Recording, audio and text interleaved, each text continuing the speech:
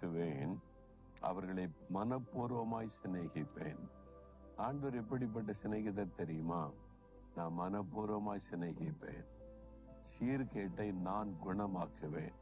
செஞ்சது சீர்கேடான காரியம்தான், வேதனைப்படுத்துற, துக்கப்படுத்துகிற, அவமானப்படுத்துகிற காரியம்தான். ஆனா நான் அதை குணமாக்குவேன், மனப்பூர்வமா சிநேகிப்பேன், விலகி போக மாட்டேன் அப்படின்னு ஆண்டவர் உங்களை பார்த்து சொன்னார். நீ எனக்கு நல்ல சிநேகிதையா இருந்த, நல்ல பிள்ளையா இருந்த, இப்ப ஒன்னும் பைபிள் வாசிக்கிறது இல்லை, ஜெபிக்கிறது இல்லை, உனக்கு சீர்கேடான தப்புன்னு தெரியுது, அங்க இந்த வழியில தான் போய்கிட்டே இருக்கிறேன். நீ என்னை விட்டு விலகி போயிட்ட, என்னை துக்கப்படுத்திட்ட. ஆனாலும் நான் இன்னும் உன்னை மனப்பூர்வமாய் சிநேகிக்கிறேன். நான் இன்னும் உன்னை சும்மா பேருக்காக சிநேகித்தல்ல, சும்மா ஹலோ சொல்லுவதில்லை, மனப்பூர்வமாய் உள்ளத்தின் ஆழத்திலிருந்து நான் உன்னை சிநேகிக்கிறேன் மகனே, உன்னை சிநேகிக்கிறேன் மகளே. ஐயோ, நான் சீர்கேடானதை செஞ்சிட்டேனே, தப்பு பண்ணிட்டேனே, உங்களை துக்கப்படுத்துற மாதிரி நடந்துட்டேனே, நான் குணமாக்குகிறேன், நான் அதை சரிப்படுத்துகிறேன், என்னால சரிப்படுத்த முடியும்.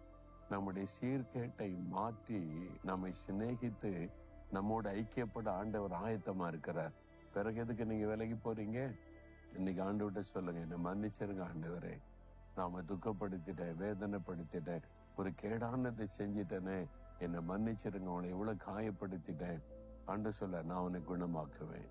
உன்னை குணமாக்கத்தான சிலுவையில என்னுடைய சரீரத்தை நொறுக்க ஒப்பு கொடுத்தேன், என் ரத்தத்தை சிந்தினேன், என் ரத்தத்தினால உன்னை கழுவி நான் பரிசுத்தப்படுத்தி சீர்கேட்டை எல்லாம் மாத்திரன்னு சொல்றார். பிறகு என்ன?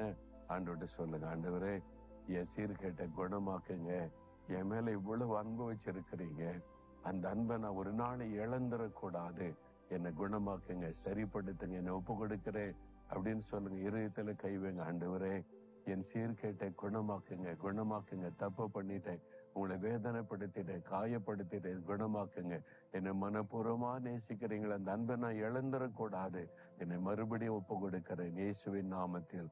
ஆமேன், ஆமேன்.